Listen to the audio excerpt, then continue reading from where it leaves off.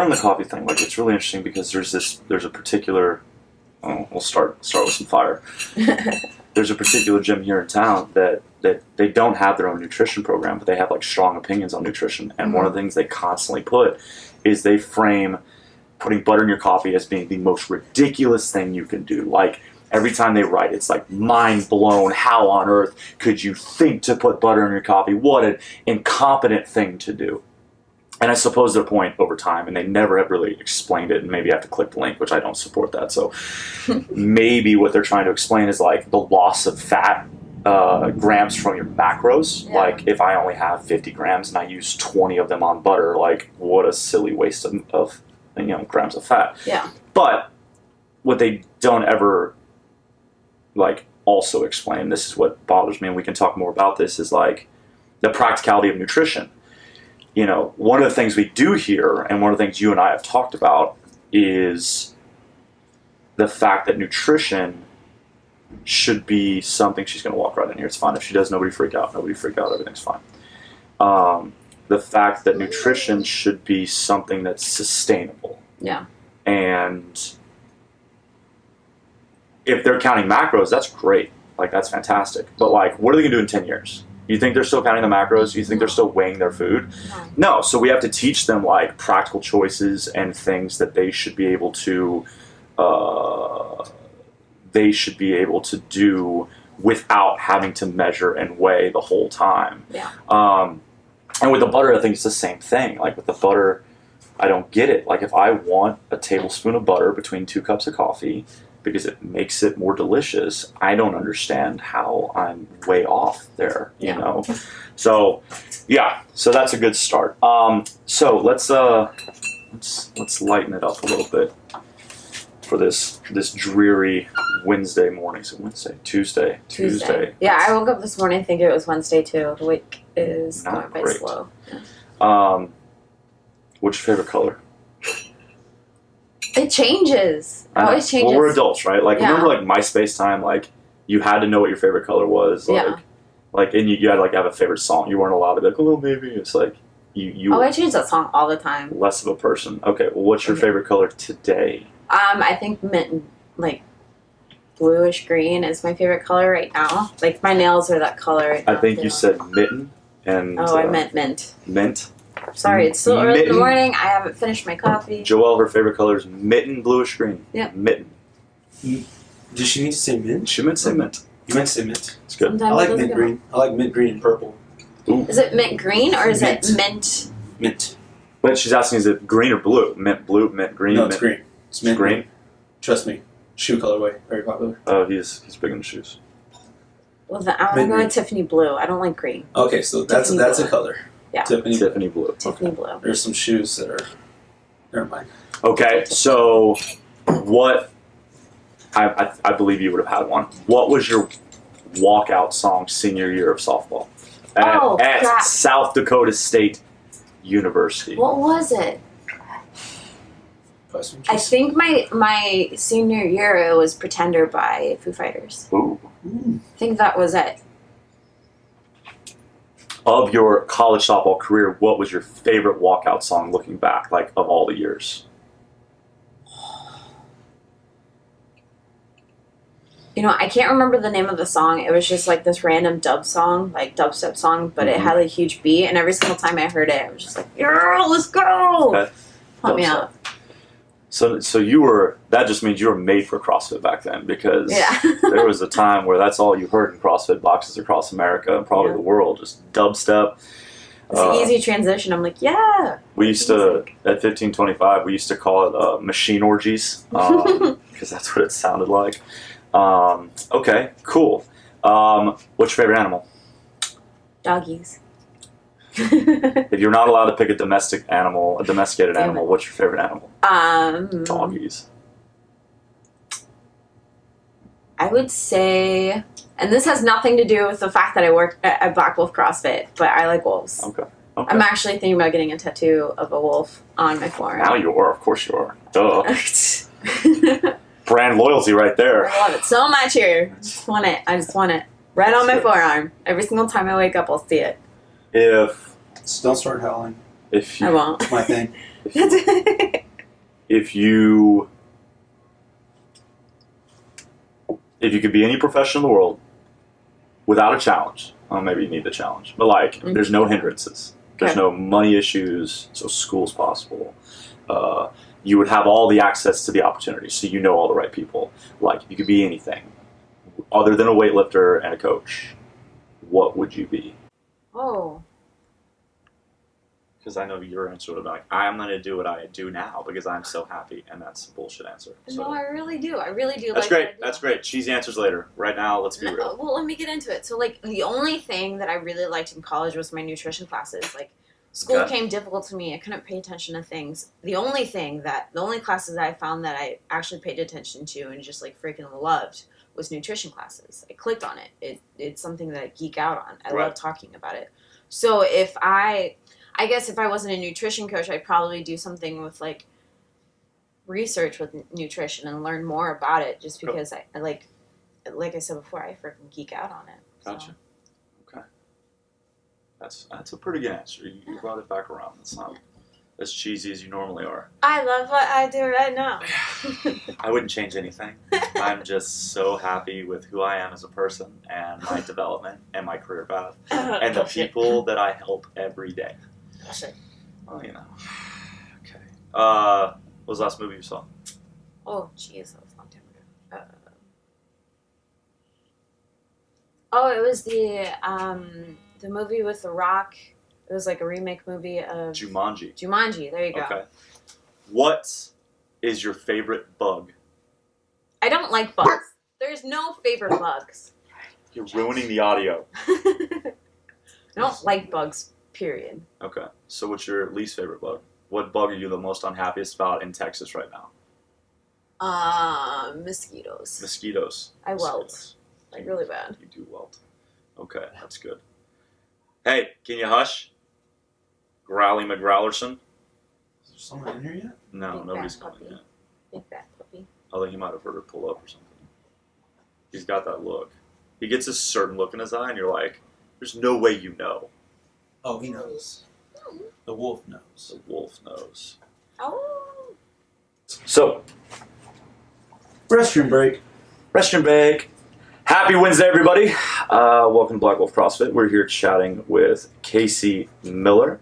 For those that somehow do not know, Kay Cee has recently joined us from Omaha, Nebraska.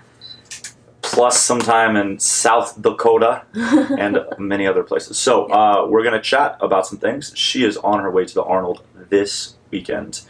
So what we want to discuss today, among other things, is going to be her nutrition, what it took for her to drop a weight class, which is a super fun thing that athletes really look forward to doing. So much fun. So much fun. While also managing to still coach here and to not be a total drag on morale and energy, as well as the move. I mean, she drove down here by herself during what we were considering the ice-pocalypse. Turns out to people from the north it wasn't a big deal at all. We were the danger, us on the roads, not the actual weather.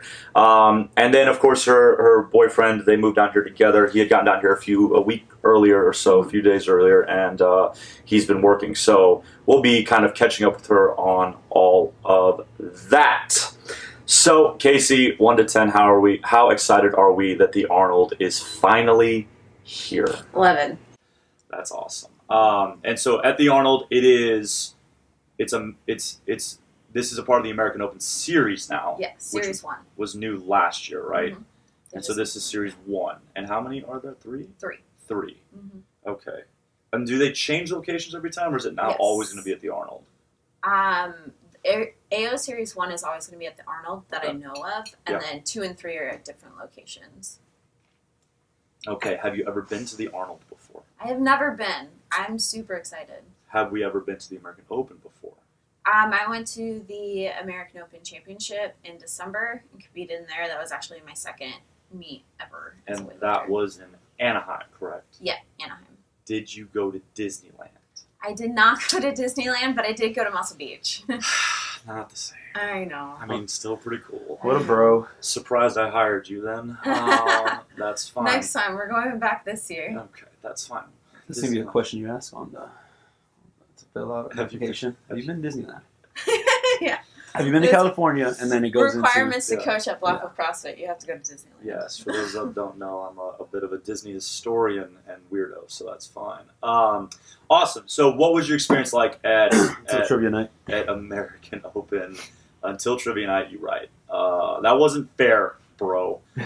The movies were different. They were cheating. And that team was cheating. That team was whatever. We're getting off topic. So cheating. You can't have 2 adults and 6 kids and you get perfect score. That's not possible. Was your experience in Anaheim, and your experience at the American Open, was it what you expected? What was the biggest surprise? Kind of, how were the nerves? It was. So when I talked to my coach, he talked to me about it. He's like, you're going to be surrounded by the people that you look up to, everybody that's on social media, the best coaches in the United States. You're going to meet some like weightlifters across the world, because Worlds was just right before that and they were lifting. So you're going to get starstruck and you're going to get nervous and everything like that. But the biggest thing about getting to nationals and qualifying for that and competing, just having my second meet, is to get used to that. I just need to get on the floor and just get used to being nervous, getting used to being surrounded by people, because the only way you can get efficient at lifting while being nervous is just by doing it. Right. And so it was nerve-wracking. I thought that I would be fine. I've been an athlete my whole life. I've been in high-pressure situations, things like that. I thought I would be okay with it. I would be able to compartmentalize it. But when you get there, there's nothing that prepares you for that. Right. Seeing like your favorite lifters and your favorite coaches standing right next to you as you lift on the platform, and then you go up on this huge stage in front of hundred of people, and then you lift with everybody looking at you. Everybody. And I wasn't on one of the side stages. I was like right in the middle, and this is my second meet, and it was so crazy. So this was like second ever. Like we did like one local meet. I did one in New York. Yep. Okay. And then straight to the big show. Straight to the big show, yeah. Okay, that's pretty crazy. Incredible. Yeah. Wow. And just to make sure we give credit where credit's due, you are a member of the Brooklyn Barbell Club. Yes. And who is your coach? Juan Blanco. Juan Blanco. Yeah. The man, the myth, the legend. Yeah. Okay, that's awesome. So, do you feel better prepared going to the Arnold now, if no other way than just at least nerves? You feel more comfortable if you happen to line up next to somebody that you've looked up to for a while now, especially with the age of Instagram and female weightlifters understandably utilizing their platform, because we have to find a way to make this financially stable. And so highly promoted athletes that you see almost daily on your feed. How is that? Is it going to be easier this time, or is this something that you think will always kind of be, we shouldn't say nervous, but be exciting? It's always going to kind of get your heart rate up a little bit? I don't think I'll ever get used to it. I think I'll always be excited. And the difference between the Arnold and Nationals last year is that I was in the D session last year. Mm-hmm. And so this year in the Arnold, I'll be in the A session, so I'll actually be lifting with the top of my weight class, things like that. So I don't think I'm going to be used to it. I'm not going to just stand there and be like, yeah, I'm okay with it, whatever. Like, I'm going to be nervous, but I think I'm going to be better prepared with that. So. Restroom break.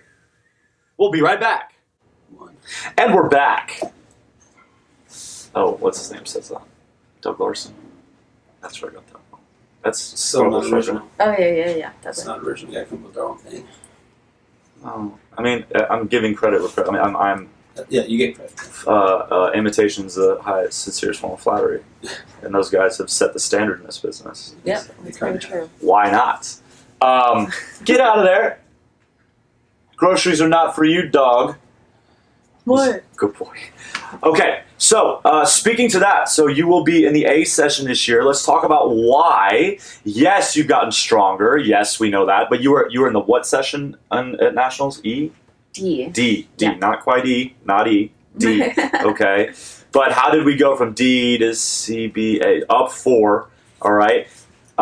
we had to change weight classes. We had to drop a weight class. So let's unpack that one, because those of us that don't know, weight loss, whether you're an athlete or not, we know that trying to meet an ideal body weight is a bit of a challenge. Yes, it is. And then on top of that, the pressure of something like, you can go to AO, you can go to Arnold as a 63 and you're immediately in the A session. Mm-hmm. Or you miss weight and you're going to be, I mean, maybe we go up, like C session? If I miss weight, then I don't lift. Then you don't. So even more pressure. Yep. Super fun. So we are a 63 or we're nothing. Yep. And so unlike us regular folks, where we get to be like, oh, I didn't drop a pound, for you, the stakes were high. So let's keep that pressure in mind. How far out, how long ago did you start your cuts? And maybe we start with just nutrition in general. What have you been following as a competitive weightlifter? Where have you gotten your nutrition guidance or your system? I started using the RP Strength template for cuts. I don't have any experience with, I hadn't had any experience with a large cut like I would have to do to drop a whole weight class. So RP Strength auto templates is a very, very useful tool that a lot of weightlifters use that help you cut weight while still performing well in your workout, still maintain muscle, but then you still see that fat loss. So I knew it was a product that has worked well for others, so I decided to give it a try, and it did work really well. Towards the end of the cut, I kind of took over a little bit and read how my body felt and gave it more carbs when it needed to, took away carbs when it didn't, things like that. So towards the end, I kind of put my own twist to it, but basically it was that template. Right. So. Okay, so were there phases to the cuts? Were there distinct changes? What were the greatest challenges? Maybe the greatest challenge, other than mood. So there are phases within the cut. They start off at base. Your base is the amount of calories that your body needs to maintain weight. And then it starts cutting down to 3 different phases, and it cuts out a little bit of fat, a little bit of carbs each time, until the last phase when it's just pretty much lean meat and vegetables, and a little bit of protein powder during my workouts. Like I said before, sometimes if I'm feeling it, I'll add a little bit of carbs. Been feeling how my body has been performing and everything like that, because ultimately it's not about the aesthetics, it's about the performance. Mm-hmm. So if I'm not lifting the weights, then this is not necessarily worth it. Right. So just been kind of keeping track of that. The biggest challenge with it is learning to deal with being hungry and tired all the time. Like I said before, I've never gone through such a drastic cut. Mm-hmm. I would never recommend it for anybody if they don't have a coach with them. Right. Just to keep an eye on them, because if things go wrong, if you do it too drastically, if you don't pay attention to your body, you can cause some serious damage. So with that in mind, being this hungry and being tired all the time was something that I definitely had to get used to. Right. It took time, it took practice. The first cut, even though I still had a substantial amount of food, was difficult for me to stick to, just because I wasn't used to it. But by the time I got to the second and third, it became routine. I was used to being hungry. I was used to being tired, and I learned how to function every day and not let it get to me and still be productive. Right. So you said, I believe yesterday, and I want to speak to the dedication that's been required on this. For example, you're weighing in every morning, and you're weighing in at 4 o'clock every day, correct? Yes. And that, regardless, and we're using the scale that's here, you do have a scale at home. Yeah. And this one's just much more accurate. And it's a system. So you're coming up here even when you're not supposed to be here, or you don't have to be here. You're making time and making those choices. I only bring that up. It doesn't sound like much, except we know that as regular people, that's the stuff that we don't do. That's the stuff that we're not willing to do. And you came in yesterday and you said, and just so everybody's aware, pre-weigh-in, she hasn't eaten. Okay, so she wakes up, she goes to the bathroom, she weighs. She has no food. No food, no coffee. And she didn't really eat the night before either. Like, she had a little bird seed meal kind of thing. And so, like, we've gone a long time without food. And for those of you about to say, like, intermittent fasting, shut the hell up. This all is right? not the same. Not what we're talking about here. And so, if you can tell, I mean, everybody likes to use the word hangry. Most of you don't know what hangry is, okay? If you can tell, we're not really engaged yet, okay? So she comes in often muttering things under her breath. And yesterday's little saying was that, what was it? This isn't for a 6-pack. This isn't worth it, or I would never do this for a 6-pack. But basically saying that if this was a body composition only focus, you wouldn't be doing it. It's not worth it to you. No. Which I agree with. I think that's what I've struggled with. I'm rolling around at 230 right now. Pretty sure I should be 215. And it's because my only motivating factor whenever I decide to try to clean up is like, oh, I want to look better naked. And then, like, I get 3 days, I'm like, well, you know what? Chocolate's fine, and I look okay naked, so it must be the chocolate's going to be okay today. So for you, I think that's really, really important because a lot of people, they don't remember their why when they go off on these adventures. How difficult has it been for you? Because it's easy for me from the outside. It's easy for someone watching to say, oh my gosh, you're going to lift at the Arnold. That must be the easiest thing to remember. You just write it on your wall and you can see it every day. And it must be, oh, I'll eat more broccoli. I would love to. But, like, that's not reality. Like, that's what Instagram tells you. That's not what real life tells you. Like, the feelings and emotions are still the same that everybody else feels. People can't stub their toe without ruining their day. And they're telling you that you being in a cut's not supposed to affect you. So, how have you stayed focused on your why? And I mean, if you have an example, like, have you ever gotten close, maybe even just for the day, to being like, fuck it, I can eat whatever I want today? Yeah. Like, what's the darkest it's gotten? I think so I've tried to bring down my body composition purely just because I wanted to look better. I wanted to be lighter in CrossFit classes because I used to do CrossFit, things like that. And that was more of an extrinsic goal. There wasn't much oomph behind it, but the intrinsic goal of wanting to lift at the Arnold, wanting to be the best athlete that I can be, it's made it 10 times easier. I feel like if somebody has a goal of losing weight, you need to have an outside goal outside of it to help push you, to help keep you reminded. And that part has not been difficult. Like, I want this really bad. It's the first thing that I wake up thinking about. It's the last thing I think about when I go to bed. Like, I really freaking want it. And there has been a couple times where, like, let's be real, this cut has been like 2.5, 3 months of, like, being in a deficit. There's been times where I have not been perfect, but, like, that's the thing about being in a cut. Like, you have to realize you're not going to be perfect, and you need to deal with the times that you're not. And there's been a couple times where I come home and I'm like, all I want to do is eat all the food. You know what? I worked out really hard today. I think I can have an extra piece of, like, sweet potato or something like that. And then it kind of, like, trickles down. But I think the secret is waking up the next day and not saying, well, I screwed up yesterday. Right. I'm just going to give up. It's like, okay, I screwed up, so let's dial it in today. Like, it's not the end of the world. In the grand scheme of things, it means nothing as long as I jump on it the next day. I think that's the secret. Absolutely. So I think there's been, like, out of the whole 2.5, 3 months, there's been, like, 2 times where I've just been like, okay, I'm going to have something. Like, I'm hungry right now. And it wasn't, like, a freaking cupcake or anything like that. It was, like, actually, no, I did have one cupcake. But it was like just eating more of the healthy food that I was already eating. Absolutely. That was all it was. Absolutely. So. How much weight have you lost? When I started after the Arnold, and I was a little fluffy because I ate all the food, I was at 156 pounds, and now I am at 138 pounds. Is Blanco going to be mad you didn't just say that in kilos? No.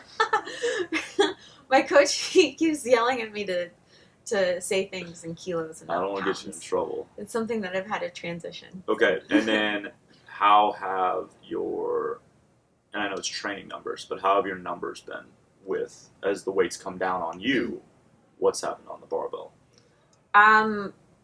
During this time, in a cut, you can't expect yourself to gain muscle because you're in a deficit. Like Right. in order for you to gain muscle, you need more calories.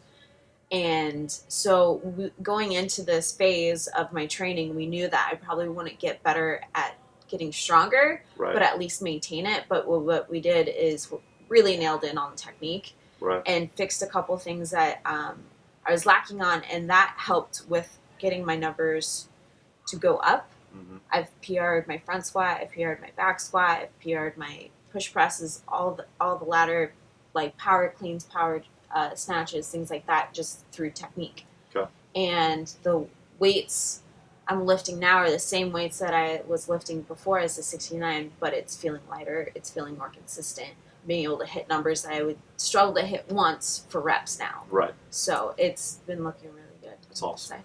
That's awesome. That's really, really exciting. So we go lift at the Arnold this weekend. Yes. Okay. Do we know what day we're lifting?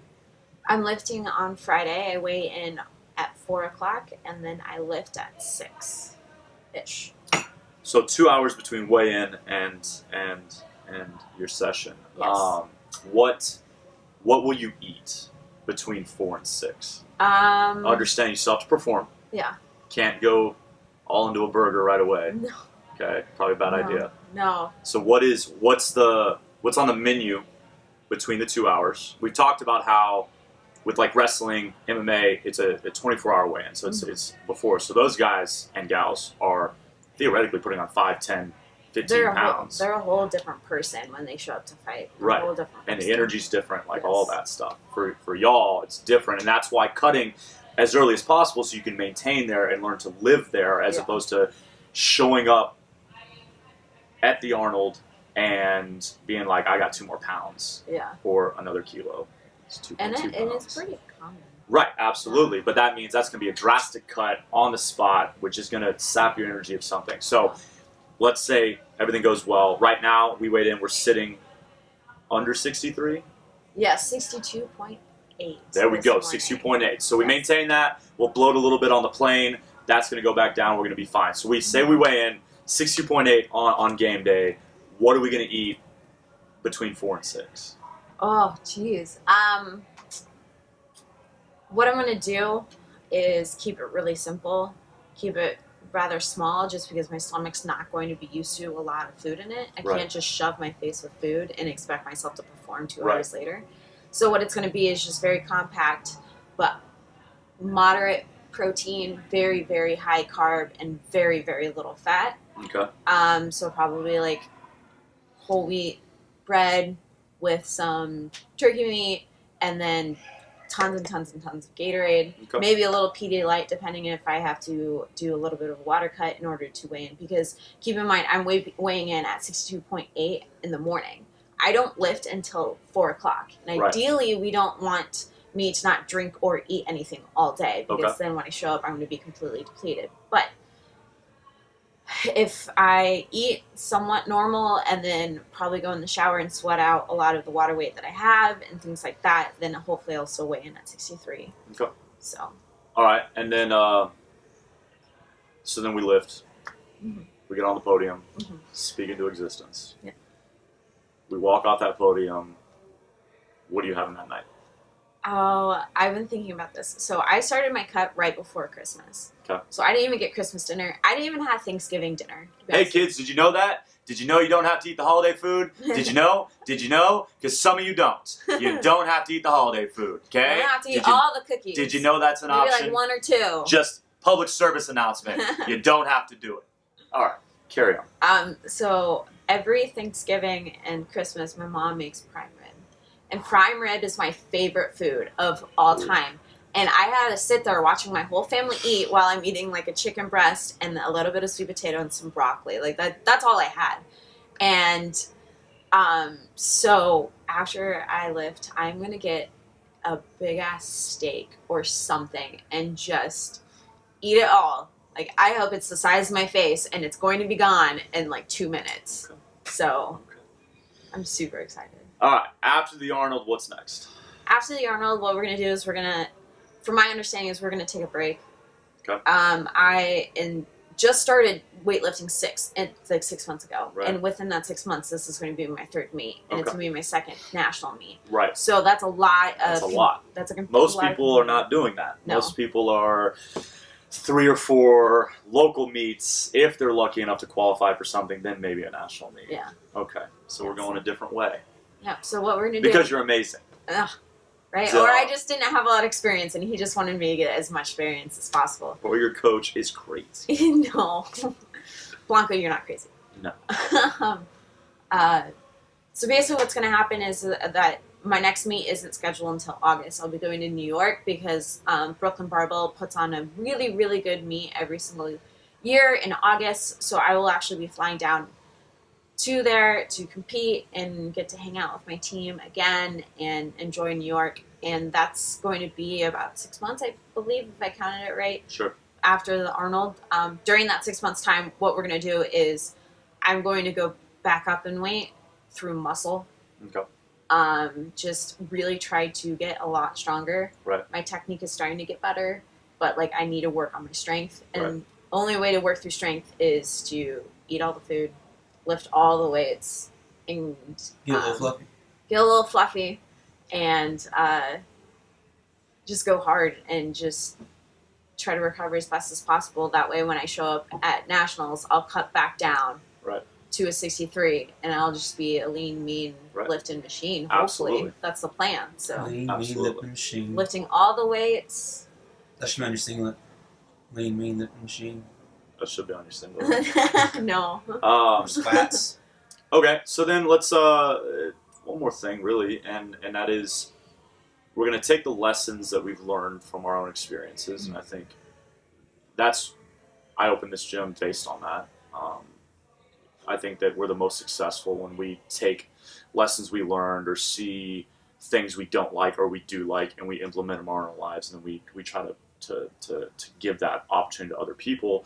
And so it seems as though you're on the brink of doing the same with nutrition through Killer Nutrition. Yeah. So we've talked a lot about how nutrition has, I mean, it's been an integral part of this. You can't be a 63 without, like, there was no way for you to wake up one day as a 63. No. Safely, without a plan. Yeah. And the plan you used worked for you, and you were able to tweak it, especially because you have the knowledge and the expertise to tweak it to fit your needs a little bit better in a more personal way. And now you're going to be turning around and offering that more personal touch than maybe offered by a nationwide or worldwide program. And so let's kind of speak to that. It is not just for weightlifters. It's not just for competitive athletes, No. although it can fit the needs for them. We are going to be rolling out this program to kind of all levels because, and this is something that I believe, and I get the feeling you believe it as well. What's heartbreaking to me is that people don't have access. They don't have the option to learn about good nutrition. Yeah. It's not even that they choose not to follow good nutrition. They don't understand what it is. Yeah. And if you don't understand what it is, it's not your fault that you think diet soda is healthy because your school told you it was, or maybe nobody said it was and you just assumed it because a commercial told you it was. So, step one is offering the education, giving people access. Once they have access, though, they can then come into the program, and I want to just talk about a little bit of how you're going to use what you've learned, your experiences, what has worked well, what has not worked well, maybe the high touch concept, actually communicating, FaceTimes, things like that. What can we expect in the next month or so? Because as we get through the Arnold, that's really going to be coming to focus from Killer Nutrition, which is the program's name. Just kind of speak to your why on that. And what's the difference? What is it that you're going to implement as a result of your journey and your successful journey in nutrition, but not without the hiccups? That you have plenty of hiccups, plenty of bumps in the road. How is that going to change how you approach nutrition and the way that you coach others? So, Killer Nutrition, it's an online nutrition program that I'm going to be opening up, I think sometime after Arnold, one thing at a time. I'm going to focus on Arnold, and then we'll move on to that. What it is it's what makes it different than other nutrition companies is, and I've had like a lot of experience with nutrition companies. I've paid a lot of coaches top dollar, but all it turned into was like great job, way to hit your numbers. Like, let's do the same thing next week. And I wasn't learning, and I wasn't being challenged, and I wasn't growing as a person. All I was doing is just hitting numbers. Right. And so when I went off of those numbers, I went right back to what I was doing. So the difference that I want to offer within Killer Nutrition than what most other nutrition coaching companies do, and I'm not saying all of them, there are some really good nutrition coaches out there, but what I see is there's no like communication between the coach beyond the numbers. Right. There's no like, hey, why do you think you're struggling like this? Like, right. What habits do you think is creating to do this? Okay, those are the habits. Let's break those and let's develop new ones. Like, I want to be able to help people become a better person, not only through nutrition, but like recovery, stress, sleep, things like that. I want people to live their life to the fullest. Mm-hmm. And I strongly believe one of the main proponents is nutrition and mm-hmm. how you take care of yourself.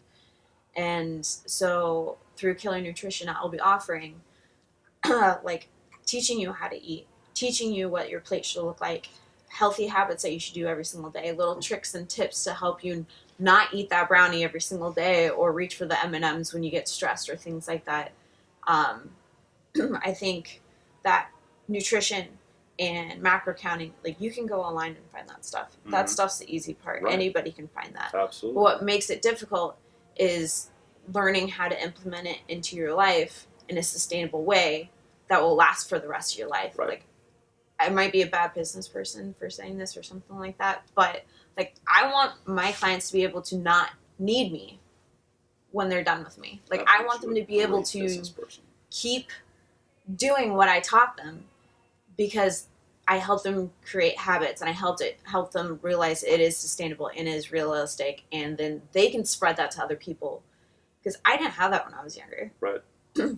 My parents did the best that they could, but they didn't know what they were doing. They were just trying to pay the bills and put a roof over top of our heads. Right. So like McDonald's and Burger King and all that stuff was the regular. Absolutely. And I was an athlete my whole life. And I think back to myself, like, how much of a better athlete would have I been if I actually took care of myself, if I ate right and everything like that? Like, I don't think people realize how key it is for athletes to focus on their nutrition. Right. Like, it's a make it or break it as an athlete. Like, if you want to get it to the next level, if you want to be a professional athlete, things like that, start looking at your nutrition. Mm-hmm. That'll make a world of difference. And so I wish I had somebody there for me. Like, I want to be there for other people. Right. That's awesome. That's awesome. Good. And I mean, we're excited to be a part of that and to help push it in the future, because it really is about, and the reason that I'm so excited to bring it on. I don't like bringing on programs. We've been asked to outsource our nutrition before. Mm-hmm. For those that don't know, we're big on nutrition here. We run 3 to 4 nutrition challenges a year. Mm-hmm. Greg Glassman, it's a part. It's the first 2 sentences in the Fitness in 100 Words. It's the foundation of the pyramid, and yet you go to most affiliates and you go to, and certainly strength conditioning gyms, and it's the last thing they talk about. And it might be because they don't educate themselves, or maybe because they know it's not sexy. I've had a lot of conflict with, my business is built on giving people what they need, not what they want, and that doesn't sell well all the time. You don't need to snatch all the time. You need to probably do more burpees than you do snatch. You need to run a little bit more. I mean, it's offering what you need and not what you want, and that's the balance in life. And nutrition is the greatest example of what you need, not what you want, because you need to eat healthier, to make better choices, to be educated, because it's going to help you not be sick. For those of you getting colds, let's be done with that. Flu season, if you got taken down by the flu, check your nutrition. It's not always the case, but it's going to help, okay? And your energy levels at 2 o'clock, 3 o'clock, feeling whatever the commercial was, it doesn't mean you need a beverage. It means that you need to change your food. Your general happiness. Kay Cee and I can both speak, and we'll do this on another podcast or another whatever we're going to call this, about mental health and depression and nutrition's role in that. If I get into a depressive state and I check my nutrition, I bet there's more refined carbohydrates than there were, okay? It just tends to go that way. My clarity of thought gets affected. There's a lot to it. So I want to make sure that we understand that nutrition is what what the world needs to be educated on. And if you're going to drink the soda, that's fine, but you need to know what the soda's offering, okay? What breaks my heart is that we don't understand what the foods we're consuming are doing. If you know and you still make that choice, that is your choice.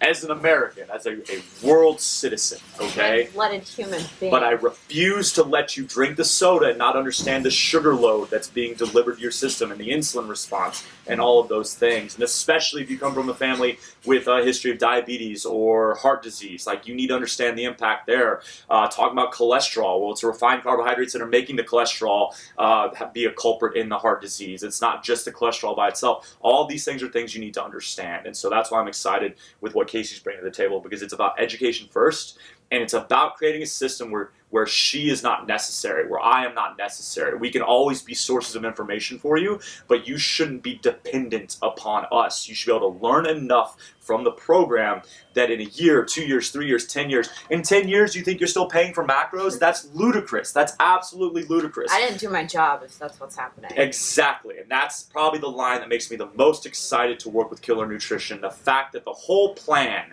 is to make you independent. And so stay tuned for that. We'll make sure we put more information out there. We'll be sure to share where you can follow Kay Cee other than through Black Wolf CF on Instagram and all those fun places, our YouTube channel, which is where you're probably watching this video. And so that's all I've got. Anything else you would like to add? No, not really. Okay, well, from the team, Joel behind the camera. What's up, everybody? He chimed in every once in a while. Our next one, I'll be sure to include the whole team. I mean, most of the team. The good ones, at least. Oh, we probably shouldn't say that. You know what? Screw it. The good ones will be on the next one, all right? And now you'll know. All right, guys, that's it from us. Happy Tuesday. Try to stay dry today. I realize you're now watching this probably not on a Tuesday, but it's Tuesday today. So happy Tuesday. Have a wonderful rest of your day. Bye. See ya.